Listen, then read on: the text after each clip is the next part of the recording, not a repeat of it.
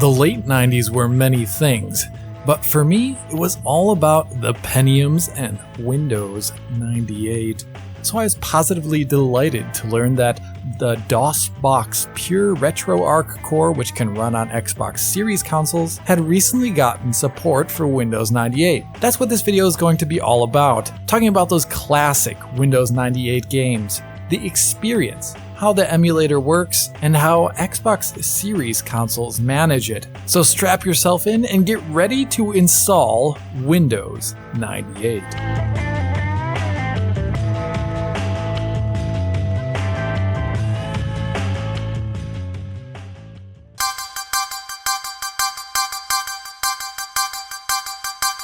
And install you shall, as the DOSBox Pure emulator core on RetroArch is merely emulated PC hardware, which allows for things to be installed onto it. So to play those Windows 98 games, you literally install Windows 98. Second edition here. Man, I can barely tell you how mind-bending it felt to install Microsoft's Windows 98 on a Microsoft-branded console in 2022. Truly, this is the Windows everywhere future that Bill Gates envisioned.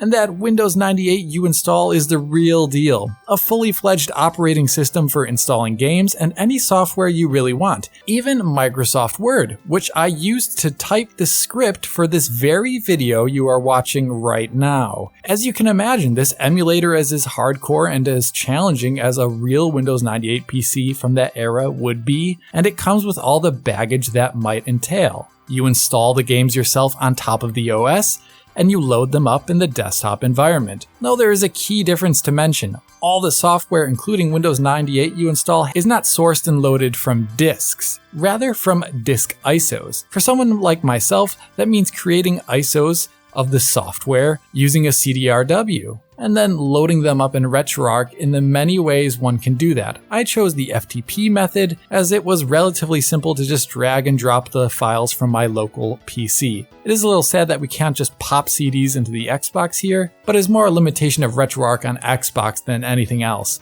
The last limitation I found out was when I was installing Windows itself. I noticed that my mouse wasn't moving. Sure, I had hooked up a keyboard and mouse into my Xbox Series X, and that works just fine usually for other games. As far as I could find out, this is more of a limitation of the RetroArch build on Xbox currently, and perhaps it could change in the future. Without a mouse, you will have to emulate the mouse on the Xbox controller, but you can still, of course, use that keyboard as you see fit, or an on-screen keyboard if you lack one. As you might imagine, the usage of a controller as an emulated mouse indeed does limit some of the ergonomics and control you'll have, but I found it perfectly usable on the desktop, and it's definitely really usable in most first-person shooters, and completely fine in a lot of other games. I was having an awesome time here playing a number of classic Windows titles using the controller and keyboard. For Command & Conquer Tiberian Sun, I left the game speed at its default and turned down the scroll speed a bit, and here I found it more intuitive to play than any controller-based RTS I've tried in the past, like StarCraft 64. It looked and ran beautifully too, with no issues at all in sound and full motion video playback. If I am cut,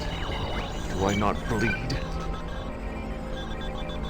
Be a sad error in judgment, General Solomon, to mistake me for a corpse. My judgment is sound, Kane, and I'm not afraid of ghosts or you.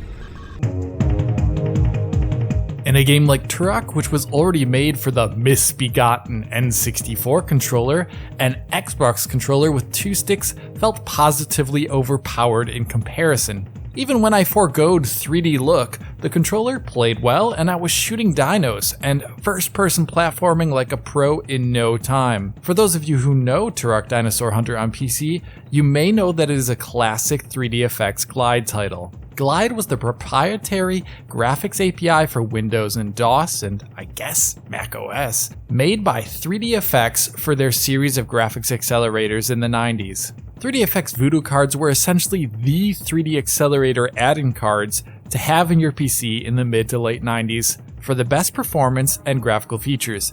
And as you can see here, DOSBox Pure comes pre-installed with a virtualized 3dFX Voodoo Graphics accelerator that is hooked up into a virtual 2D video card. This virtual Voodoo chip has 12 megabytes of RAM, 2 TMUs, and a maximum 3D rendering resolution I found out of 800 by 600.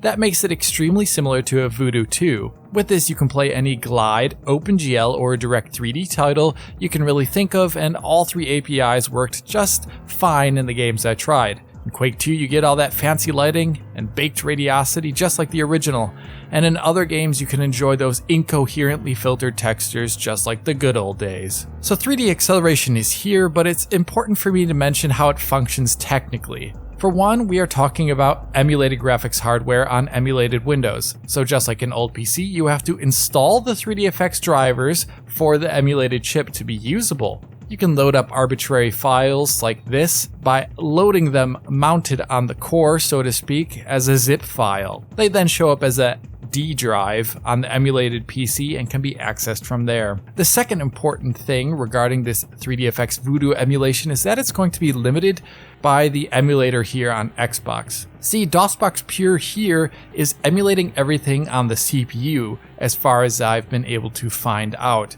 So the Xbox's powerful GPU is not being used at all to do a form of high-level graphical emulation. This is significant because doing any graphics work at all on a CPU is hard and usually slow. It also means the Xbox CPU here is being tasked with first emulating the hardware, then the operating system on top of that hardware, then the API driver layer, which already might be rather abstracted, and then finally doing the hard work of rendering pixels and triangles. This is a huge sandwich of emulation and abstraction on top of a workload that CPUs are already notoriously bad at. So even a relatively competent CPU like that in the Xbox Series consoles will be overtasked. To show you what I mean, let's compare to period correct hardware. My Voodoo 2 is on the fritz at the moment, but I do have a Voodoo 3, which I've downclocked significantly to be just a bit faster than a Voodoo 2. When compared to the emulation on Xbox, we can see performance in raw frame rate tends to be around less than half of my stand-in Voodoo 2 here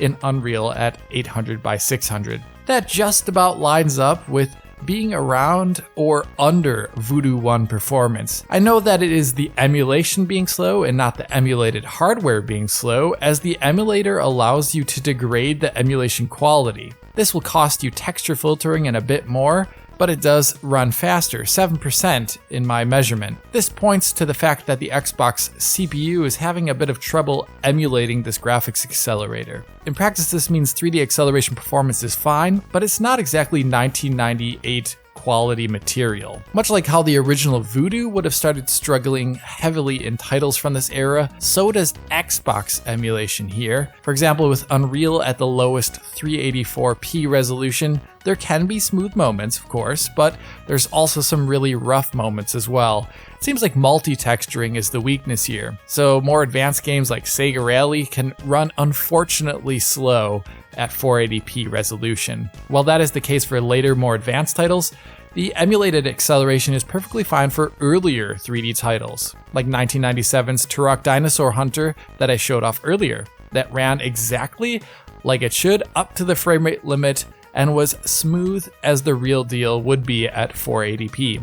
It was excellent, actually. I also tried out Wipeout 2097, a game that runs sped up if your graphics accelerator is too fast, but here, it ran at the proper speed, 30 FPS in gameplay. And I even managed first place once. Look at that. And for games that have tunable graphical settings like Virtua Fighter 2, you can indeed find settings that will run games at full speed. Like here, I ran the game with interlaced graphics at a full and uncompromising 60 FPS. So when you use 3D acceleration, you have to have the mindset like a person who had a lower end accelerator card in the mid-90s. That's a very authentic PC experience. CPU-wise, things are completely different, and here the Xbox is overperforming like a champ. The emulated CPU is a nebulous Pentium that is apparently running at 66 MHz while also lacking MMX. That would make it a old and slow Pentium from around 95 to 96. In reality though, this emulated CPU is way faster than it should be. In half-life, For example, when set to software rendering, we can see that the emulated nebulous Pentium thing in the Xbox is around 2 times faster than a real Pentium 2 at 450 MHz when software rendering on the CPU. So it has the specs of a Pentium from like 95, but it has the raw speed of something like a 1 GHz Pentium 3 from much later. This situation is awesome and, funnily enough, the exact opposite situation that you would have had in the 90s.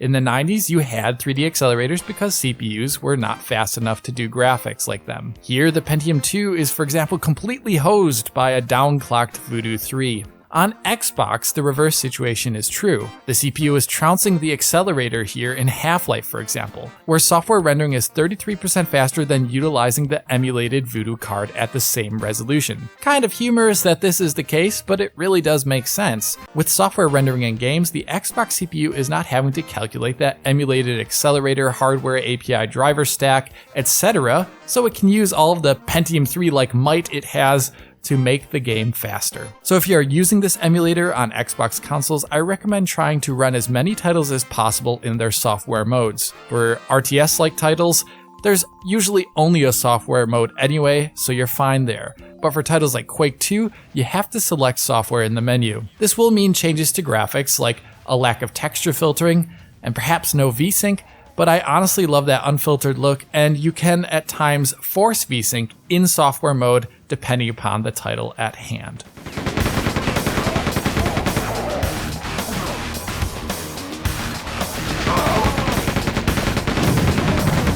While I'm here talking about graphical modes, I think it's important to talk about the accuracy of emulated images. On average, I would say it is very similar looking between Xbox and real hardware. The differences you may be seeing on screen here are partially due to the fact that I'm capturing analog VGA with the old stuff, and Xbox is putting out pristine digital images, so you can see some of the banding and dithering issues that this hardware actually did have at the time that is kind of hidden by VGA stuff. Those are unimportant differences, but there are some that may be due to emulation and accuracies I found. Like here in Quake, notice the floor in front of the zombies. It is a lot blurrier there for some reason, perhaps due to MIP behavior, but the other textures are fine if you notice. This was visible in other games, but then also not visible in some games. Another oddity I found was in Unreal software mode, where there could be some improperly colored elements on screen where geometry meets, like glowing green stuff. But other than that, I found the visuals holding up very well and being very accurate to what is found on original hardware.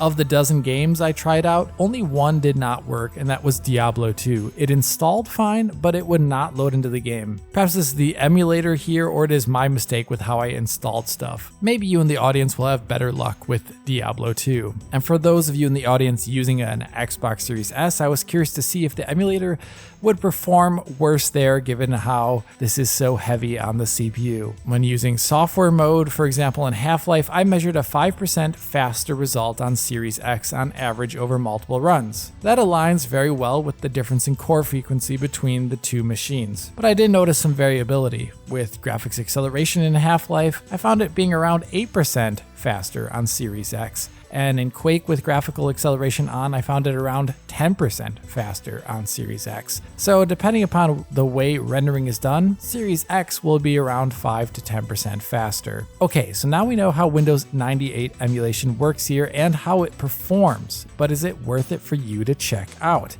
I would say definitely yes. This era of personal computing produced legendary games that play amazingly well to this day, and in my opinion, are in many ways better than modern games due to the style of design back then being so different, and honestly because a lot of these titles were PC focused. Many of these titles never made it to consoles, so you definitely should check them out. And a number of them will be fine with software rendering, which the series consoles do very, very well. With that being said, I definitely would love to see some improvements to the emulation here, while also recognizing that I'm looking at a nascent version. I would mainly like to see Voodoo emulation sped up in any way possible and to make PC mice work natively. With those two things in place, this would be one of the better ways to play these classic PC games in 2022. Yes, you have to stomach installing Windows, drivers, and more if you've never done that before, but believe me when I say some of the best hobbies are those that offer a little challenge, as the reward at the end is that much more gratifying. But that is enough for me for now. If you did like this video, hit that like button and subscribe to the channel. If you're already a subscriber, hit that little bell in the corner to be informed as soon as Digital Foundry posts a video. If you want to help us out, support DF on Patreon to get years worth of our content available in high quality for download. Otherwise, comment below, follow on Twitter, and as always, this is Alex bidding you farewell und auf Wiedersehen.